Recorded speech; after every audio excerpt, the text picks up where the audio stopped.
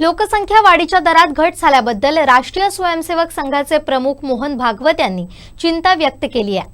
लोकसंख्येच्या दरात होत असलेली घट चिंतेचा विषय आहे। लोकसांख्यिकीच्या नियमानुसार लोकसंख्येचा वृद्धी दर 2.1 पेक्षा कमी नसावा असं भागवत म्हणाले।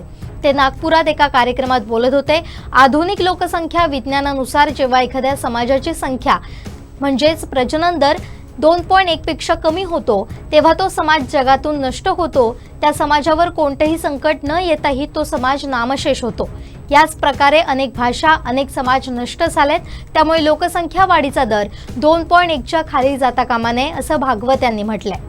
आपल्या देशाने 1998 आणि 2002 मध्ये लोकसंख्या धोरण तयार केलं। लोकसंख्येचा वृद्धी दर 2.1 च्या खाली जाता कामा नये असं त्यात नमूद करण्यात आलंय। जर आपण लोकसंख्या वाढीचा दर 2.1 विचारात घेतला तर आपल्याला 2 पेक्षा अधिक मुलांची गरज आहे। 3 तर असायलाच हवीत। लोकसंख्येचं विज्ञान हेच सांगतं समाज टिकवायला हवा, यासाठी संख्या महत्त्वाची आहे असंही भागवत पुढे म्हणाले। आमचे दिवसभरातले सर्व अपडेट्स, ताज्या घडामोडी आणि थेट लाईव्ह पाहण्यासाठी सबस्क्राइब करा, लाईक करा कोकणचं नंबर 1 महा